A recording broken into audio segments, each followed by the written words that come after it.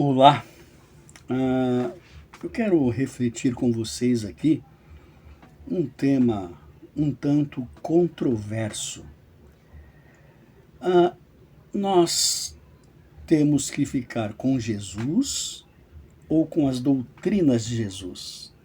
O apóstolo Paulo, na carta aos Efésios, capítulo 2, verso 8 e 9, ele diz assim, porque pela graça sois salvos por meio da fé.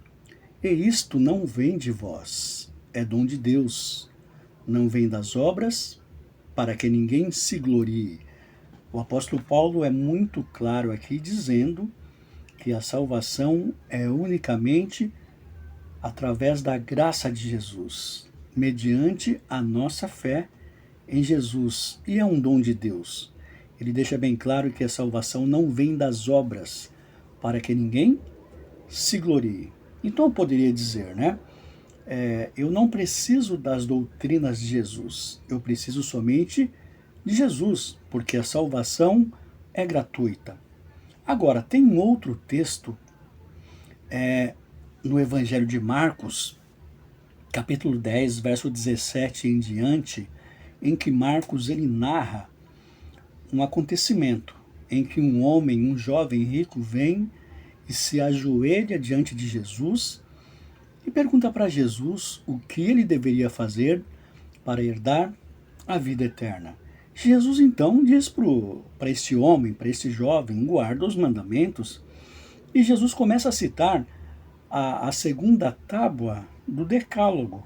Não adulterarás, não matarás, não furtarás, não dirá falso testemunho, e assim vai. Parece que esse texto aqui de Marcos 10, verso 17 em diante, ele antagoniza o texto de Efésios 2, verso 8 e 9. Afinal de contas, somos salvos pela fé, pela graça ou pelas obras?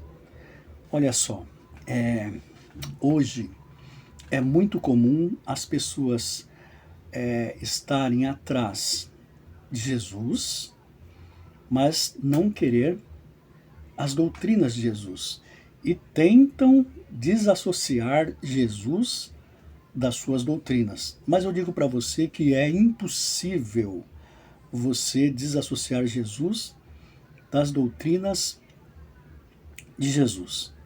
Presta atenção aqui nessa canção. Presta atenção na letra dessa canção.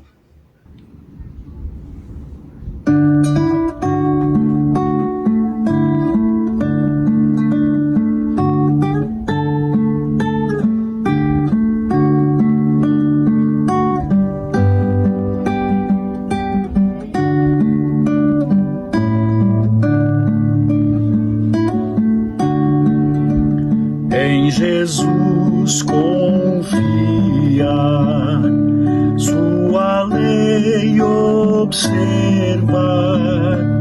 Oh, que gozo, que bênção, que paz. Satisfeitos guardar tudo quanto ordenar, alegria perene nos traz. Crer, confiar,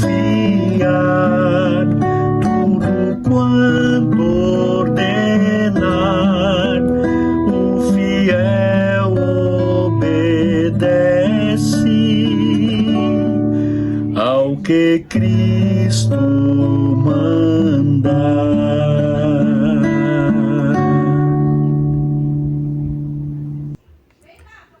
Acredito que a letra deste hino já resolveria o problema. Olha só, a salvação eu concebo ela em 3 etapas. A primeira é a justificação. É quando o pecador, ele então se convence que é um pecador. E se você for lá em Romanos 6, 23, ali está dizendo que o salário do pecado é a morte. Se eu sou um pecador, então eu mereço o quê? Morrer. Mas eu não preciso morrer, porque Jesus morreu em meu lugar. Então eu aceito a Jesus como meu Salvador e eu vou então externar isso publicamente através do quê? Do batismo. E nesse momento, então, eu sou imputado lá no céu como justo, não pelos meus méritos, mas pelos méritos de Jesus. Então a salvação chegou até mim sem eu fazer obra nenhuma. Chegou de forma gratuita, de graça, mediante a minha fé em Jesus. Só que não para por aí. Nós temos a segunda etapa, que é a etapa da santificação. E a etapa da santificação, eu digo que é Cristo combinando o poder divino de Deus com os nossos esforços, com os esforços humanos. E na santificação, então, é aquela fase de nós renunciarmos a nós mesmos e fazermos a vontade de Jesus. Aí entra as obras na etapa da santificação.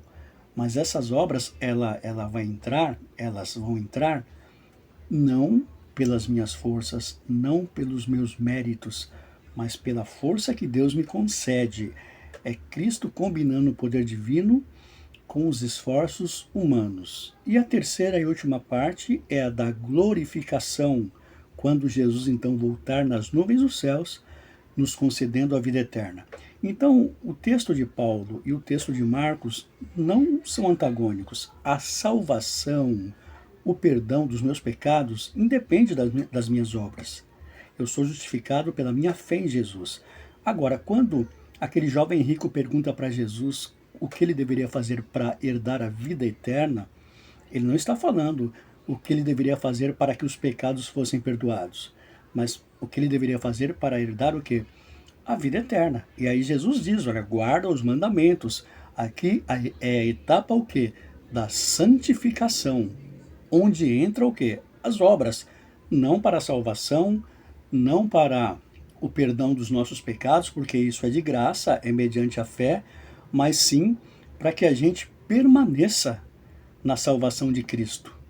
E como está na Bíblia, devemos perseverar até o final, para que a gente então alcance a coroa da vida.